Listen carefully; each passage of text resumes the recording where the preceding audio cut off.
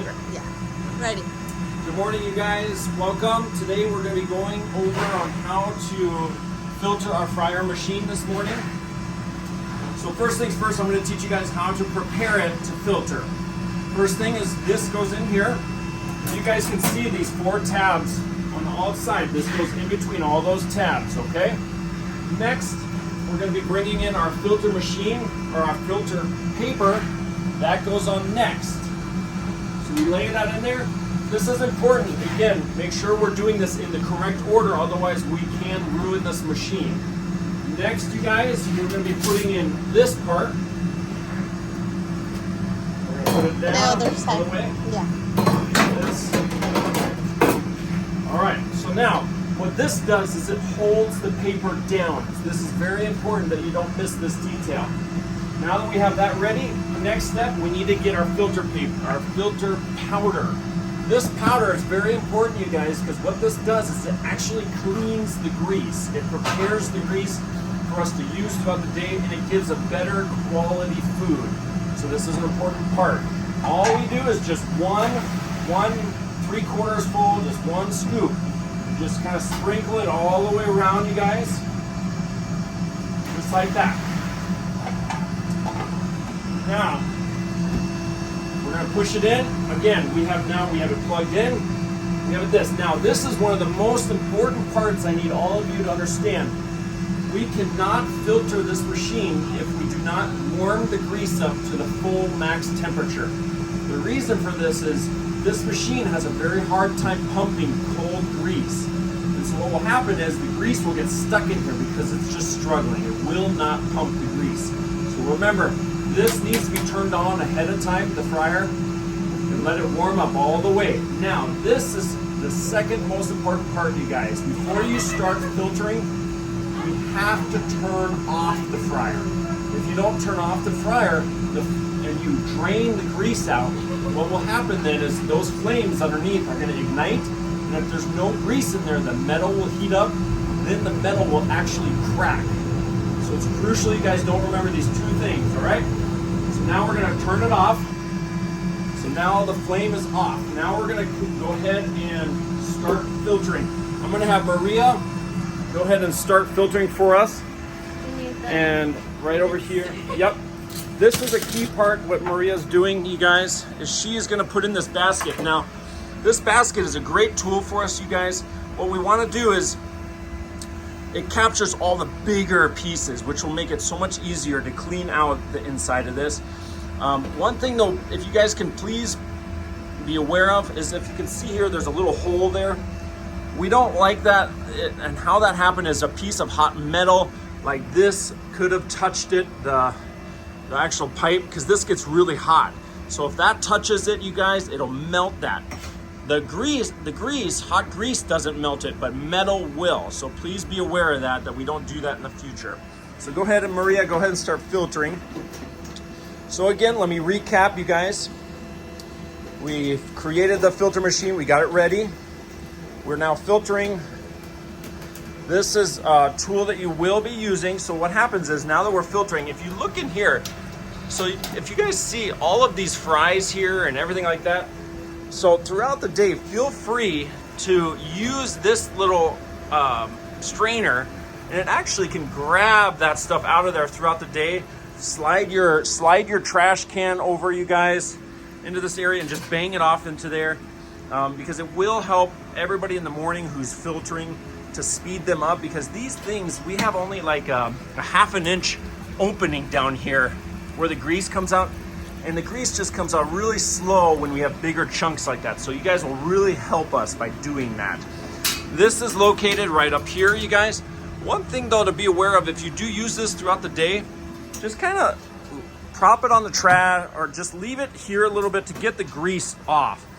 Because what happens is people will hang it up here after using it, and then we got grease all over the floor then. So just be aware of the grease and where we're putting it, and it'll just help for everybody to kind of keep things cleaned up and good. All right, so a couple things we're gonna be doing is she's gonna be turning it on and off, Maria. You need to turn it on and then. Oh yeah, there you go. There you go. So she's going to be turning it on and off and getting it going, getting all those bigger debris out.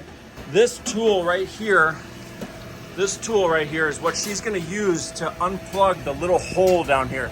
So you kind of have to get it down there. Now the first thing though is you want to take this out. So just set that over to the side.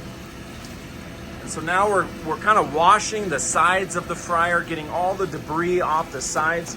One of the most important part, you guys, is going slow. This grease is extremely hot. So please slow down. Don't be in a hurry.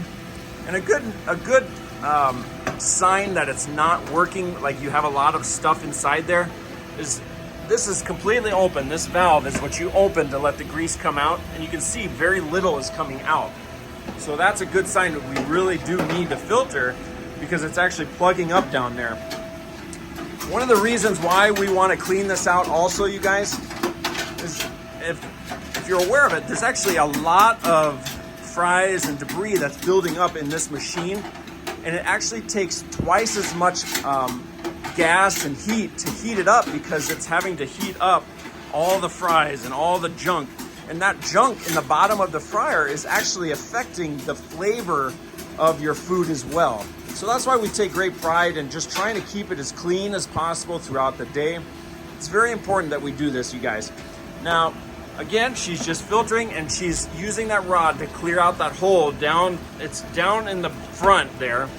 And she's just poking it through the hole to get it to clear, to get more grease to come out. All right, so now that she's working on that, let me go over a couple things after the fact. So, we've covered how to filter and everything like that. But now let's go ahead and discuss what to do at the end. Now that we've filtered and we put the grease back in, sometimes the grease might actually be really old and really smoky. That's another sign that it's time to change the grease. So what we're going to be doing is we're going to pretend that we are going to change the grease today. And so we're going to actually leave the grease inside of the fryer because we're pretending it's really old and we need to replace it.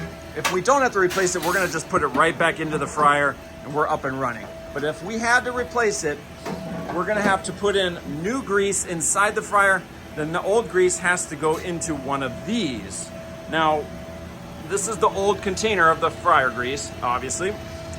What's important about this, you guys, is that we don't put hot grease into this. If we put hot grease into this, it will melt this plastic here.